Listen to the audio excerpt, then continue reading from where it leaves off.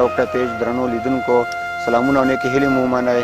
یو ځل بیا د پخوا په څېر د غریبو لاسنیوي پروګرام په دې برخه کې موږ د یخنۍ دپاره د دغې غریبو ماشومانو لپاره یو څه جمپرونه واخیسته چې په دې کې موږ سره یو ملګري 2.5 افغانۍ کومک وکړ چې هغه همیشه زموږ په هر په کومک کې موږ سره برخه اخلي او موږ ته د خپل وس مطابق پیسې رالیږي. یو بل ملګری چې هغه را سره پکې 1.5 افغانۍ کومک وکړ. باقي چې څومره دا کورتۍ اخیستل شوي دي دا د زموږ بنسټ د مشر لخوا د دې خلکو ته کومک په شکل رالګلي دي. نو ورونو موږ تاسو باندې څو ځلې غږ وکړ په مالدارو باندې چې موږ سره په دغه پروګرام کې کومک وکړئ. بدبختانه چې موږ سره دغه 2 کسانو کومک وکړ او باقي چې دی د خپله د بنسټ رئیس لخوا رالېږل شوي دي. ورونو ګورئ چې په دې علاقه کې ډېر زیات غربت دی او تر یخني پوره خپل حد ته رسېدلی، خو اوس هم دا ماشومان هېڅ هم نه لري چې وای غوندي بې لباسه دي، په حساب کې نه کورتۍ لري نه بنیان لري نه داسې خاص بوټان لري چې دا ماشومان یې خپو کړي.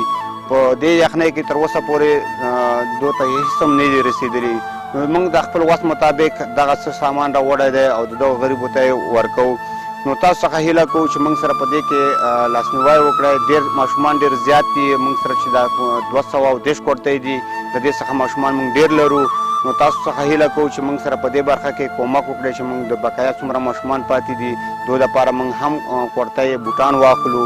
دغه ماشومان دي چې د یخنۍ دپاره هېڅ هم نه لري، خو موږ چې څه راوړي دي چې دغه یو څو کورتۍ مو ورته راوړي دي او الله دې وکړي چې دغو باندې د دوی مشکل حل شي. دغه کورتۍ چې 230 دانې تعداد لري موږ په 10,000 افغانیو باندې دا اخیستې دي. په دې کې 2.5 یو ورور کومک کړی، 1.5 بل ورور کومک کړی، باقي چې دی زموږ د پیج بنسټګر لخوا شوی دی.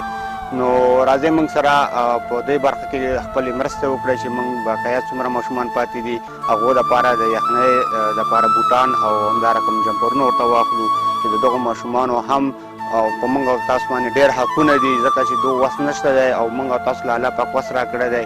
نو راځئ خپله سرمایه څخه څه پیسې د دغو ماشومانو دپاره وقف کړو او دوی ته د یخنۍ دپاره سامانونه په واخلو ځکه چې خپلو بچو ته هر یو کس قیمتي بوټان قیمتي کورتۍ اخلي. نو که هغه لږه ګزاره وکړي او لږ د خپلو روپو څه پیسې موږ ته راولېږي، که موږ ته نه رالېږي په خپله دې وکړي چې سودا واخلي موږ ته یې راولېږي یا دې په خپله راشي، مطلب د دغو غریبو لاسنیوی دې وکړي او سامان دې ورته واخلي یخنۍ دپاره او را دې وړي ور دې کړي. زموږ مطلب صرف دی چې د دغو ته د یخنۍ دپاره جمپرونه وسایل ورته ورسیږي. زموږ واحد کار دا دی چې تاسو ته دغه ماشومان چې بېوسه دي او یتیمان دي غریبان دي دوی تاسو ته په ګوته کړو او تاسو ته یې په نښه کړو چې مطلب دغه ځای کې دغه ماشومان غریبان دي بېوسه دي بې سرپرسته دي. نو باقي نور ستاسو خپل زړه دی که زموږ ته یې رالیږئ موږ هم ستاسو حق ورته رسوو او که په خپله باندې څوک کولی شي چې د دې ته خپل وسایل راولېږي او په خپله راشي او د دې خلکو باندې تقسیم کړي هم موږ خوشحاله کېږو. زموږ کار دی تاسو ته د غریبو خلکو په ګوته کول.